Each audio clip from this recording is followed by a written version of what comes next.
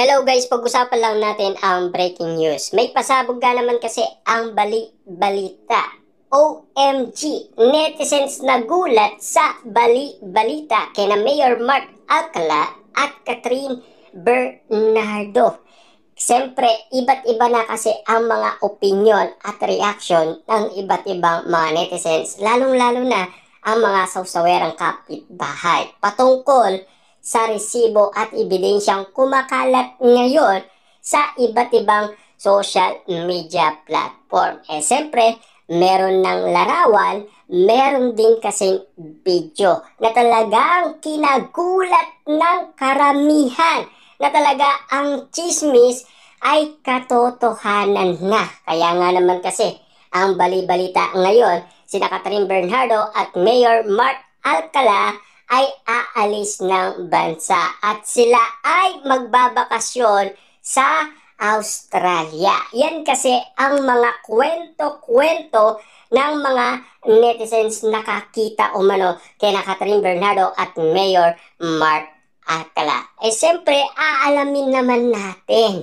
ang iba't ibang mga reaction ng iba't ibang mga tao. Kung ano nga ba talaga ang masasabi nila patungkol kina Mayor Mark Alcala at Catherine Bernardo.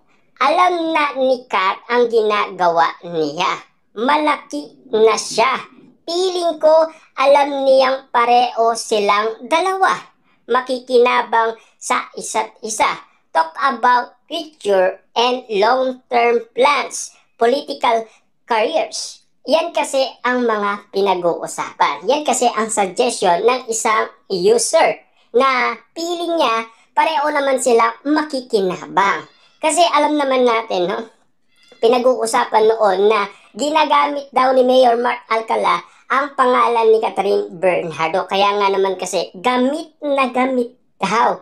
Kaya nga naman kasi mas lalong lumalakas daw si Mayor Mark Alcala para sa iba't ibang mga tao. Kasi eleksyon noon, kaya nga naman kasi ang pinag-uusapan na baka manalo daw ulit. Pero ang balita noon, wala namang kalaban si Mayor Mark Alcala, 'di ba? Sa Lucena City.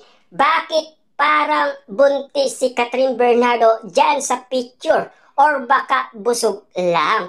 Mukha nga, pero dahil mapuson lang talaga si Catherine Bernardo. OMG! All along totoo pala yung chismis sa kanila ni Mayor. Now, it's confirmed na Kat as a bad taste in men. Dahil gusto niya puro red flags. Yan kasi ang sinasabi ng mga user.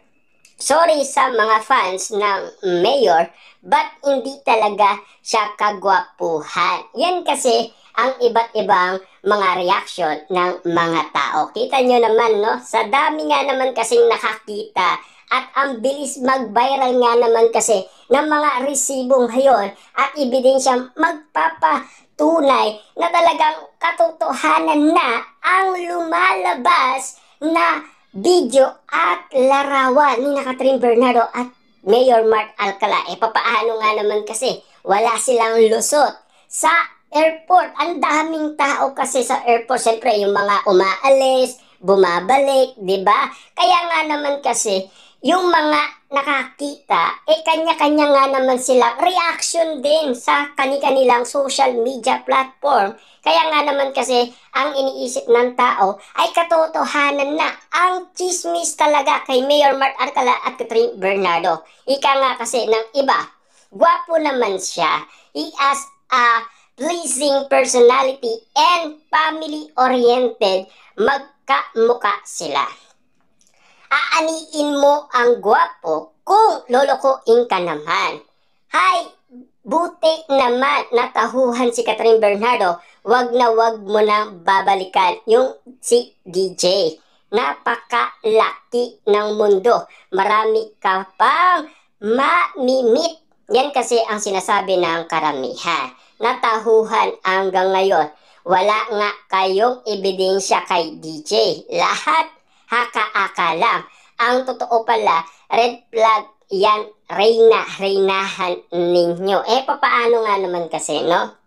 Si Catherine Bernardo kasi nagpaparamdam kay Daniel Padilla. Alos yun kasi ang sinasabi ni Catherine Bernardo at yun din kasi ang nakikita ng mga netizens at mga sawsawerang kapitbahay. Lalong-lalo na ang mga Dilulo fans. Kaya ang inala kasi ng mga Dilulo fans, parang minumulto daw sila ng Katniel dahil akala nila mga larawan na mga luma na. Kasi nakita kay Catherine Bernardo yung mga kasuotan na sinusuot ni Daniel Padilla. Lalong-lalo na ang pagsusuot niya ng leather jacket na kailan lang ay sinuot ni Daniel Padilla. Pero yun ang kinakagulat ng karamihan. Kaya nga naman kasi, ganito ang mga reaksyon ng mga iba't ibang mga tao sa nakikita nila na mga resibo at ebidensya. Lalong-lalo na kasi may video pa na talagang spotted yan sa TikTok at iba't ibang social media platform. Kaya nga naman kasi napapa-OMG na lang at nagugulat na lang ang lahat ng tao dahil sa nasaksihan nilang resibo at ebidensyang magpapatunay ng katotohanan. At totoo talaga ang chismis kina Mayor Mark Alcala at Catherine Bernardo. Kaya nga naman kasi tinatawag ng red flag daw si Daniel Padilla para kay Catherine Bernardo at Mayor Mark Alcala. Ibig bang sabihin nito, naniniwala kaagad ang mga netizens at mga sawsawerang kapitbahay, lalong-lalo na ang mga Dilulo fans? E papaano? Hindi pa naman niya sinasagot.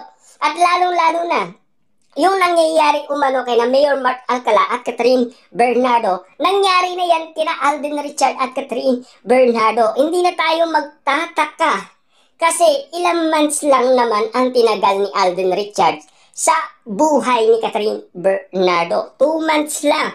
Pero yan bibilangin natin kung ilan months ba ang itatagal ni Mayor Mark Alcala kay Catherine Bernardo. Lalong-lalo na kasi kontra pa rin si Mami Min Bernardo kay Mayor Mark Alcala. At lalong-lalo na marami ang kontra umano kay Mayor Mark Alcala. Lalong-lalo na ang mga Dilulo fans na Katden fans at mga Katniel fans dahil sa nakita nilang sabungero daw si Mayor Mark Alcala. At lalong-lalo na ang mga pinag-uusapan na nangongolekta lang yan ng mga artista. At lalong-lalo na babaero daw talaga si Mayor Mark Alcala. Kaya nag-iingat si Mami